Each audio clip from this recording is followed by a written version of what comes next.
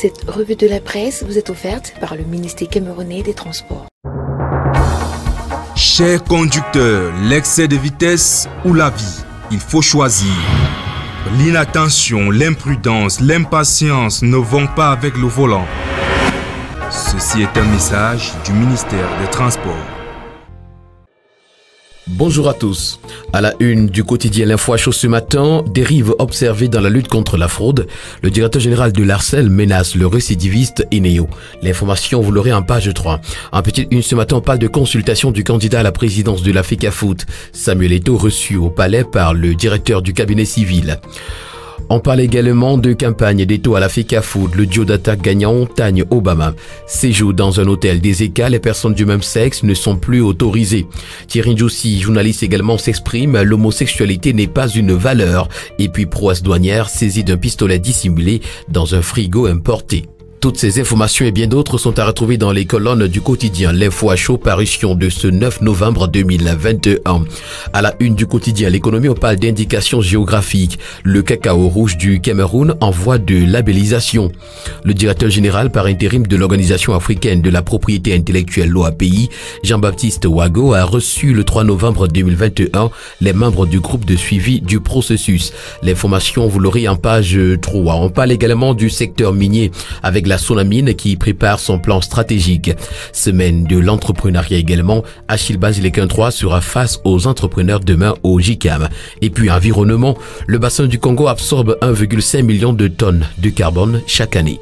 Le quotidien Éco-Santé nous amène pour sa part à l'hôpital régional annexe de Kousséry et nous informe que des services de qualité sont offerts aux malades du Logone et Chari. D'après le quotidien, malgré l'insuffisance du personnel de santé et des spécialistes, la structure hospitalière satisfait les attentes des malades avec plusieurs services offerts. À la une du journal Repère, parution de ce matin, chasse à l'homme en Guinée équatoriale, le calvaire des immigrés camerounais.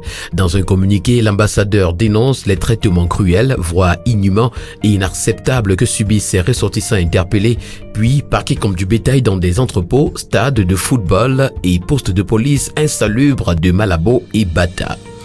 On parle également de l'interdiction des exportations de grumes, gratuité annoncée au roaming.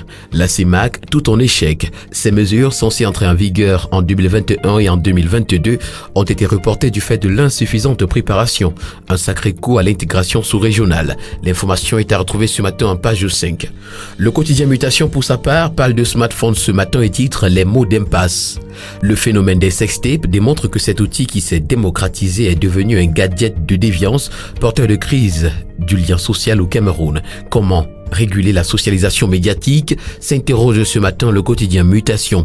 En petite une, on parle de la SABC Mbankomo, le nouveau cap et puis FECAFOOT, le tandem de la com d'Eto'o. L'hebdomadaire Le Point, pour sa part ce matin, titre Minader, Minepia, la catastrophe.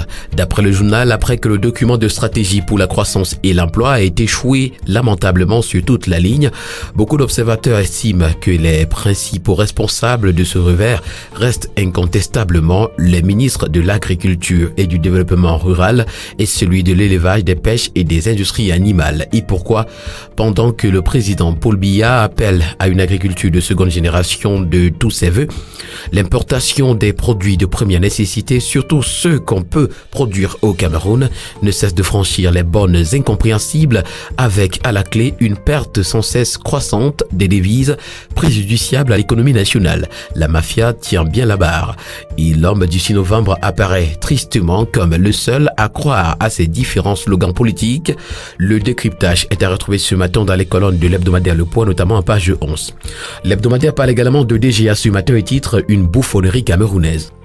Le quotidien pour sa part ce matin parle du vol au-dessus des infrastructures d'accueil de la CAN, aéroport international de Yaoundé-Simalène, terminal arrivé.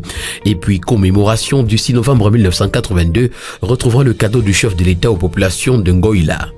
À la une du quotidien national Cameroun Tribune ce matin, projet de loi de finances 2022, derniers ajustements. À 3 jours de l'ouverture de la session parlementaire de novembre, le Premier ministre, chef du gouvernement Joseph John Gouté, a convoqué hier une session spéciale du Conseil de cabinet. Objectif, parcourir les grandes lignes de l'avant-projet de texte en vue de s'assurer de leur conformité à la circulaire présidentielle relative à la préparation du budget de l'État. L'information, vous l'aurez ce matin des pages 4 à 5. Et puis, empoisonnement détournement criminel, la cote d'alerte. Campagne de vaccination également, la veillée d'armes.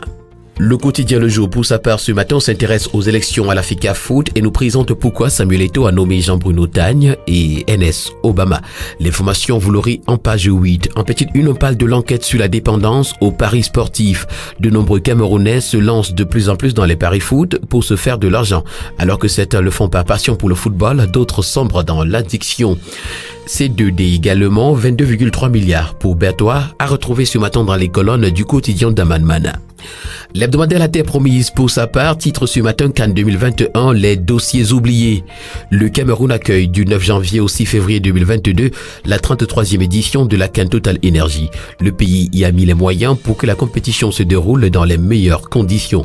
Cependant, pour le plein succès de ce qui devrait être une grande fête sportive, avec la participation du public, se posent encore quelques problèmes tels que le transport de masse, la qualité des communications électroniques, l'incivisme, le désordre urbain et bien d'autres. Le dossier de La Terre Promise Hebdo consacré à cette affaire est à retrouver des pages 5 à 7. Fédéralisme communautaire également, la 4e voie de Cabral-Libi. Le débat fait rage sur la nouvelle forme de l'État proposée par le président national du PCRN. Première rencontre SINA-CTD, les collectivités territoriales décentralisées veulent s'approprier la décentralisation territoriale, les consignes du gouverneur au nouveau préfet d'Undian. La nouvelle expression pour sa part ce matin titre chantier routier, le temps des urgences. Le ministre des Travaux publics, à 2 mois de la CAN, a passé en revue dans une course contre la montre les projets en cours de réalisation à travers le pays. Mais le temps tient le gouvernement à la gorge. L'information est à retrouver ce matin des pages 6 à 7 de la nouvelle expression qui parle également de la sécurisation des aéroports. Manœuvre suspecte à l'autorité aéronautique. Candidature de Mbia rencontrée dans la Villa Est. Enseignant anglophone, la récompense de Kadi. Tension à Guinée, le Cameroun fait la politique et puis migration responsable. La diaspora lance des awards. Le quotidien Émergence, pour sa part ce matin, a choisi de parler de dette publique. Le Cameroun paye 172 milliards de francs CFA d'intérêts et commissions en 9 mois, nous renseigne ce matin le quotidien Vert. Cette information est selon la Caisse autonome d'amortissement. Et puis également dans les colonnes du quotidien Émergence ce matin, demande d'immatriculation des véhicules, le Cameroun bannit les documents douaniers manuels. L'hebdomadaire Diapason parle pour sa part ce matin de la diaspora camerounaise et nous présente un puissant réseau d'affaires qui a été mis en place. Ce sont les forêts du bassin du Congo qui intéressent l'hebdomadaire Vision économique qui nous renseigne que le ministre Jules Doré-Dongo décroche un financement de 983 milliards de francs CFA.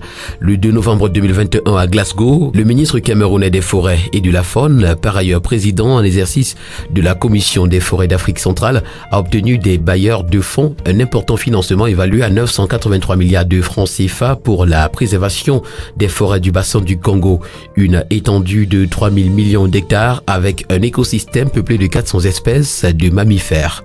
C'était en marge de la conférence sur les changements climatiques.